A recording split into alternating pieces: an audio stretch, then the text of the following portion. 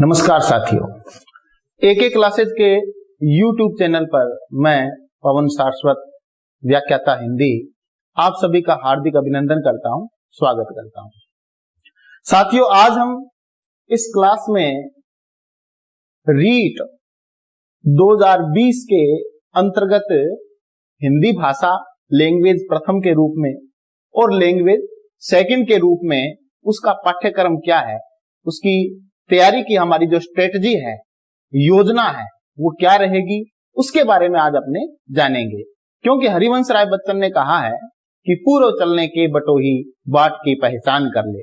तो हमें भी इस मार्ग में उतरने से पहले, इस क्षेत्र में उतरने से पहले हमारा पाठ्यक्रम क्या है, पाठ्यक्रम के लिए हमारी योजना कैसी होनी चाहिए, अध्ययन हमें किस प्रकार से करना है, आदि आदि बातों का हमें ज्ञान होना चाहिए। तभी हम सार्थक रूप से इस क्षेत्र में उतर पाएंगे और अपने उद्देश्य में सफल हो पाएंगे। तो आइए हम जानते हैं कि रीट 2020 के अंतर्गत लेवल सेकंड में लैंग्वेज प्रथम और लैंग्वेज द्वितीय के रूप में हिंदी भाषा का जो पाठ्यक्रम है वो क्या रहेगा। तो ये स्क्रीन पर दिखाई दे रहा है हिंदी भाषा फर्स्ट और सेकंड। मैं यहां स्पष्ट कर देना चाहूंगा कि लेवल सेकंड में यदि हम हिंदी भाषा को लैंग्वेज फर्स्ट के रूप में रखना चाहते हैं तो उसका पाठ्यक्रम क्या होगा, और यदि हम लैंग्वेज सेकंड के रूप में हिंदी भाषा को रखना चाहते हैं तो उसका पाठ्यक्रम क्या होगा। ये दोनों का ही हम इस वीडियो के माध्यम से आज अध्ययन करेंगे, इस वीडियो के माध्यम से हम जानेंगे। तो स्क्रीन पर लिखा हुआ है हिंदी भाषा फर्स्ट एंड सेकंड पाठ्यक्रम विश्लेषण एवं रणनीति।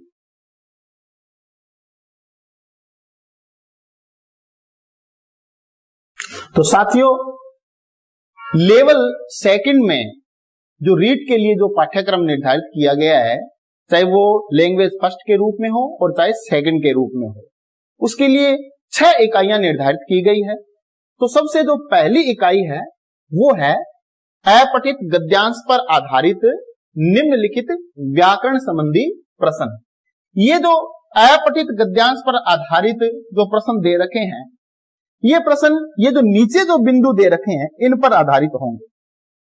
मैं यहां एक बार फिर से आपको स्पष्ट कर देना चाहूंगा कि इसके अंदर शब्द ज्ञान, तत्सम, तद्भव, देशज, विदेशी शब्द, पर्यायवाची, विलोम शब्द, एकार्थी शब्द, उपसर्ग, प्रत्यय, संधि, समास, संज्ञा, सर्वनाम, विशेषण और अव्यय इत्यादि व्याकरणिक प्रकारों के आधार पर रीट के अंतर्गत आपसे प्रश्न पूछे जाएंगे।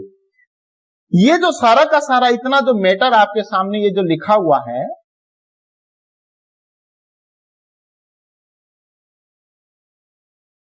ये जो लिखा हुआ है शब्द ज्ञान, तत्सम, तद्भव, देशज, ये इतना जो पाठ्यक्रम है, ये लैंग्वेज फर्स्ट हिंदी भाषा को यदि हम रखते हैं तो उसके अंतर्गत पूछा जाएगा। लेकिन यदि हम लैंग्वेज सेकंड के रूप में हिंदी भाषा को रखते हैं तो इसके साथ साथ ये क्रिया, लिंग, वचन, काल इत्यादि पर आधारित प्रश्न भी आपसे पूछे जाएंगे। मैं यहां बताना चाहूंगा कि पिछली भर्तियों में जो 2018 की जो भर्ती है उसमें जो प्रश्न पूछे गए हैं उसका यदि हम अध्ययन करें तो हम पाएंगे कि अपठित गद्यांश का कोई यहां पर रोल नहीं है। यदि हम वो अपठित गद्यांश न भी दिया जाए और सीधे प्रश्न लिंग, वचन, तद्भव, तत्सम, देशज, विदेशी शब्द इत्यादि पर आधारित यदि प्रश्न हमसे पूछे जाते हैं तो हम उसको भी बिना किसी संकट के, बिना किसी बाधा या रुकावट के हम आसानी से कर पाएंगे। तो यदि हम एक बार फिर से बता देना चाहूंगा कि यदि हम लैंग्वेज फर्स्ट के रूप में हिंदी को रखना चाहते हैं, हिंदी भाषा को रखना चाहते हैं, तो केवल यहां तक का जो मैटर है, यहां से लेकर के यहां तक का जो मैटर है,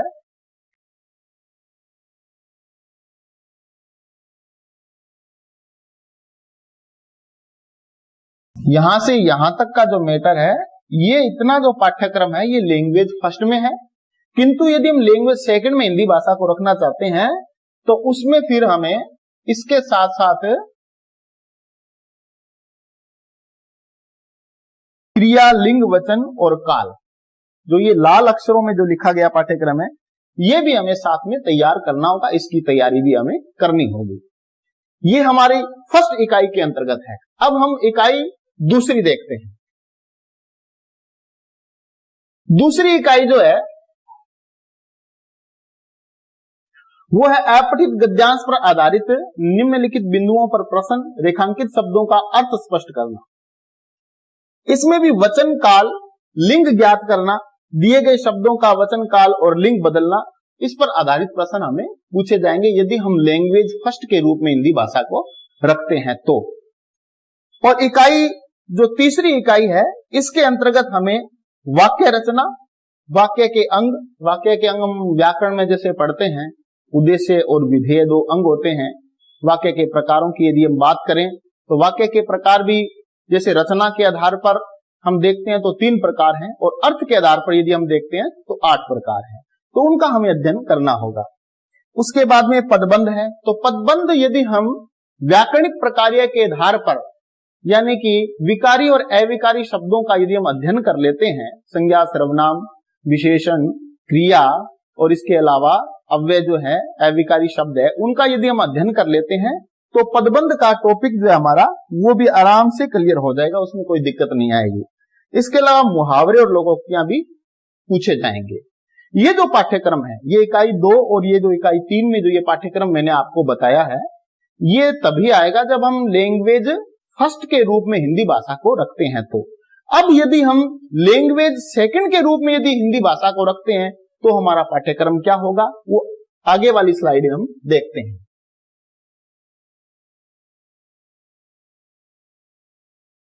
ये जो इकाई 2 और इकाई 3 का जो पाठ्यक्रम दे रखा है स्लाइड पर, ये तभी आएगा जब हम हिंदी भाषा को लैंग्वेज सेकंड के रूप में रखते हैं तो। क्या क्या है इसमें? अपठित गद्यांश पर आधारित निम्नलिखित बिंदुओं पर आधारित प्रश्न पूछे जाएंगे। इसमें आपको अपठित पद्यांश दिया जाएगा और उसमें फिर आपको भाव सौंदर्य से संबंधित, विचार सौंदर्य से संबंधित, नाद सौंदर्य, शिल्प सौंदर्य और जीवन, ये लिखा हुआ नहीं है, ये मैं लिख देता हूं, जीवन दृष्टि। उस पद्यांश के आधार पर कवि की जीवन दृष्टि क्या है, उसका दृष्टिकोण कैसा है, इस पर आधारित प्रश्न हमसे पूछे जाएंगे। कब? यदि हम लैंग्वेज सेकंड के रूप में हिंदी भाषा को रखते हैं तो।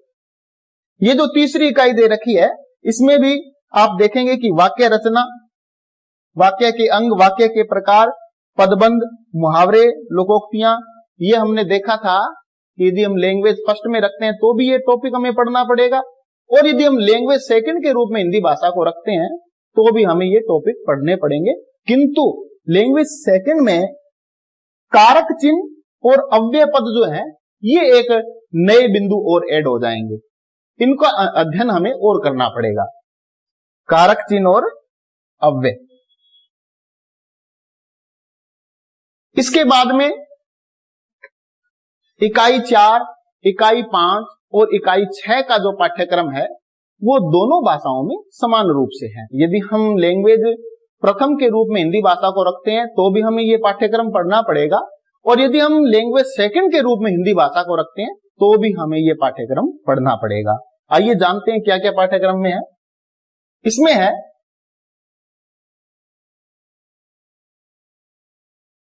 भाषा शिक्षण की विधियां।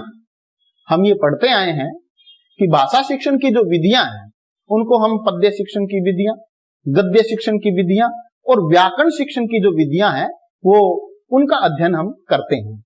और उसके बाद में है भाषा शिक्षण के उपागम। जैसे हम पढ़ते हैं हर्बर्टीय उपागम क्या है, हर्बर्ट का जैसे पंचपदीय उपागम है, इसी प्रकार ब्लूम का उपागम है। इन उपागमों का अध्ययन हम इस बिंदु के अंतर्गत करेंगे। उसके बाद है भाषा दक्षता का विकास। विद्यार्थी में जो भाषाई अव्यय है उनका विकास कैसे किया जाए, भाषाई तत्व है उनका विकास कैसे किया जाए, विद्यार्थी को भाषा के अंतर्गत या भाषा सीखने में हम कैसे निपुण बना सकते हैं, कैसे उसमें दक्षता का विकास कर सकते हैं, इस बिंदु का अध्ययन हम करेंगे, भाषा दक्षता का विकास। इसके बाद में जो अगली जो इकाई है, इकाई 5, उसमें है भाषाई कौशलों का विकास। जो हम पढ़ते हैं सुबोपली, सुनना, बोलना, पढ़ना, लिखना, इन कौशलों का विकास विद्यार्थी के अंतर्गत कैसे किया जा सकता है, इन कौशलों की क्या क्या विशेषताएं हैं, इस बिंदु का अध्ययन हम करेंगे। इसके बाद में भाषा शिक्षण में, हिंदी भाषा शिक्षण में चुनौतियां, कि हिंदी भाषा के शिक्षण में क्या क्या चुनौतियां आ सकती है, इसका अध्ययन करेंगे। आगे जो बिंदु है वो शिक्षण अधिगम सामग्री।